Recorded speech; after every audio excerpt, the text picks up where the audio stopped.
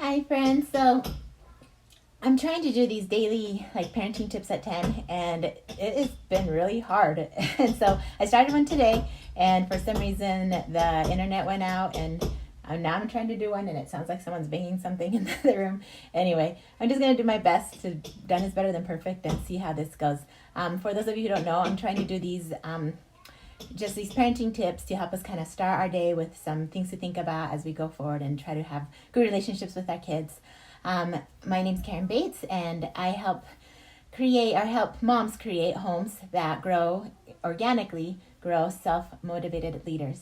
And I do that through helping us create an environment that helps them reach their potential instead of nagging them or pushing them or trying to make them do the things that we know they should do. And so we can focus on instead just loving them, being present with them, and enjoying them, and not having this heavy weight of us being responsible for their actions and behavior.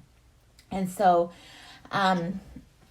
this is just a part of that, of my trying to share that message and trying to help moms be able to do that, because there's just so many stressed out moms out there and that just love their children so much and really are trying so hard to be the best moms for them.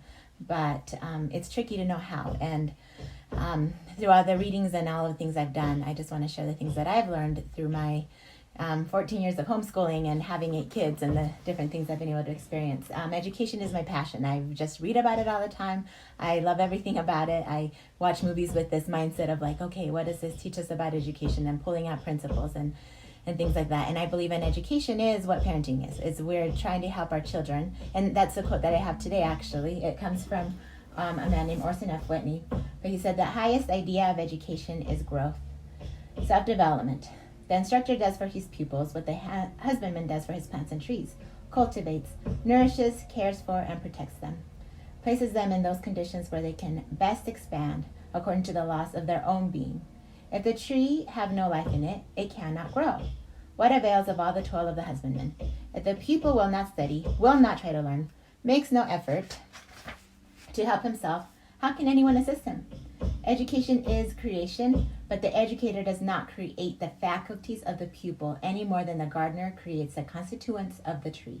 He cannot compel the mind. He can only incite and encourage it, educating or leading out its faculties, thus converting the potential into the actual.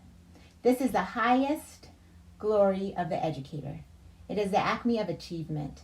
All development is the result of cooperation between the cultivator and the thing being cultivated. I love that word, that cooperation. I think that's what we're trying to inspire in our kids, instead of I'm going to tell you what to do and you're going to do it, which, like I mentioned in my other live, creates this victim mentality where we're constantly being acted upon instead of being acting on other things and being creators. We learn to work together for this cause, this higher cause that's above ourselves, this work that we have on earth that we want to be prepared for and to be working towards together. And so going along with this is something that's been on my mind a lot lately. I got diagnosed with autoimmunity about 3 years ago. And one of the things that it taught me several things. When I got diagnosed, the doctor wanted to put me on these immunosuppressant medicines to help my immune system stop attacking my large intestine, because that's the kind of autoimmunity I had.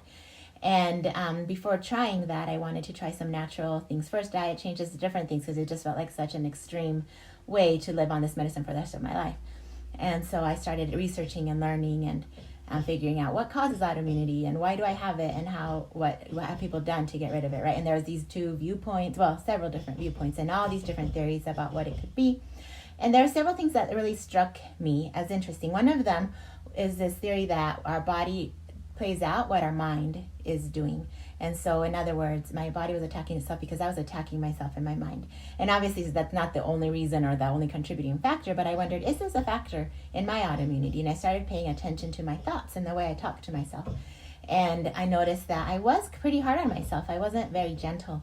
And so I started working on my thoughts and learning to be more patient, to be more kind and more forgiving as I move forward in my day.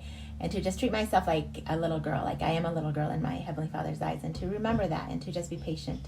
And I also learned, how to eat. I started noticing how my body would react to certain foods and tried to be more conscious about what made me feel good and what made me not feel good, and started eating a little bit and changing my diet, right? And then also I had to change my environment because there were things in it that were not healthy for me. Like I learned I was very sensitive to certain chemicals, and I was also sensitive to some metals. So I tried to change my environment and also have things in it that reminded me of my why, so that I could be strong when I wanted to eat the things that I didn't want to eat. And I had to change. I also had to become much more in tune to the Spirit, or to my Heavenly Father's promptings to me. I started being aware of these, what I called sticky thoughts. And so thoughts would come into my mind as I would read something that felt true, like, oh, maybe this is something I should try. And they would stick for like a couple of days. And I was like, okay, this is something I should definitely try because it's sticking into my heart. But there was other thoughts I thought, oh, this sounds like a good idea. And I would start to go down that avenue. And then some red flag thought would pop up, like, nope, this isn't the way you need to go, which is really helpful because there's so many theories that I couldn't possibly do them all and try everything. So I needed to be aware of what my personal body needed. And I say that because I think every body is different. And so maybe some do need the medicine, I don't know, and maybe that's the answer for some people. And maybe different diet changes are an answer for different people of what that was. So that, sorry, my phone was just ringing. so that I knew my personal path. And I just think that taught me so much about being a mother and what that meant for me as in my relationship to my children.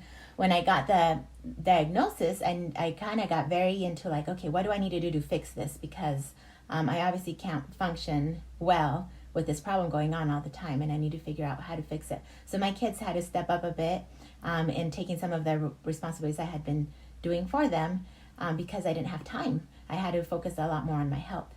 And I noticed that as we learned to support each other and grow together and serve one another, that everybody was lifted and edified. I also learned, besides my thoughts and my spirit and my environment and my health, the things I was putting into my body, that my creative outlet was really, really important. I learned that when that there's all of us have like this thing within us, like these creative powers that we're blessed with and endowed with. And we need to get them out, or they stay stagnant, and we start to feel a little bit out of it, or sick, or unsettled, because we're not using those gifts in the way that they're meant to be used. And as moms, it's very common that we put our creative outlets, our desires and the things that we want in the back burner, or we put them last because we want to make sure our kids get their creative outlets and that our kids get the classes they need and the education they need. And that's awesome and honorable because it's very, very selfless. But at the same time, it also makes it so that we start to become very, that creativity needs to go somewhere, right? And so we start using it in a way that we start to, how do I say this? Like our children's actions become very much personal, right? We don't separate, we don't have as many boundaries, and we try to make sure that our kids are formed into what we think they need to be formed. And instead of doing that, instead of necessarily putting our creative efforts and transferring them onto our children, we can use our creative gifts and use them to change the world, and have our children see that, and then inspire them to want to use theirs to change the world. And so we're not necessarily like, I'm going to make you do this so that you do what I think you should do. It's more like, I'm going to do this thing that I feel so called to do, and I hope that it inspires you to do the thing you feel so called to do, and we can support each other and grow together in these efforts. And so it's a very different lifestyle, a very different mentality, but I'm so grateful for that diagnosis because it helped me see this a little more clearly. Like, I've been homeschooling for years, and I've been teaching and learning about, how it's more important to inspire than to make our kids do things, but I never really put it together that it was so important that me as a mom had my own personal way, besides raising my children, which I think is the highest and noblest calling, but my own personal way of also being creative in my ways to change the world. And so in a lot of ways, sometimes that makes us feel stressed out because we're like, oh, well, that means I got to now start also serving my community. And I'm already like, you don't even have time to shower, with just trying to serve my children. How am I supposed to do that? And I think that happens when we start looking outward, when we start seeing, okay, so Jane is making cookies for the neighbor, and I never do that. And this person is sewing blankets, and that's such a good thing, and I don't ever do that. And we start comparing ourselves to other people's unique ways of serving and other people's unique talents. And that's not the Lord's way. When we look up and we ask him, what is my way to serve today? We will find so much joy in that partnership, and it's going to look different than anyone else's. We don't have to compare. That's where the misery and the stress comes, but we can just find joy in that partnership and working towards that goal in our own imperfect way. And I think also our Heavenly Father wants it to be like he knows we're not going to have all of the time in the world, but he wants us to realize that we need him. So our task will be beyond our reach, but that's okay, because that's what helps us turn to God and ask him our next little step and have him consecrate it and see the miracles happen. And so that's my thought for today. I just wanted to get us thinking about our roles as mothers, and I wanted to share that lesson I learned that I think is so important for all of us to start to realize, like, our role as a mother is often different than what we think. We often think that our role is to make sure our kids do the right things, but maybe that's not true. And so I'd love to hear your thoughts on that or some of your experiences. Go ahead and post them in the comments, share them, and we can kind of have this discussion through the day. Again, I'm going to try to get on here at 10 a.m. Daily. Today I was like 5 minutes late because of a bathroom accident that one of my little boys had. And then the video just kind of went blank right when I was halfway into it. So sorry if you started watching that and suddenly it turned off. Then I had to start all over. But we'll see. I'm going to keep trying in my own imperfect way to move forward in these things that I feel so inspired and called to do. So I hope you're all having a good day and enjoying your kids and feeling the great love that your Heavenly Father has for you. And I will talk to you soon.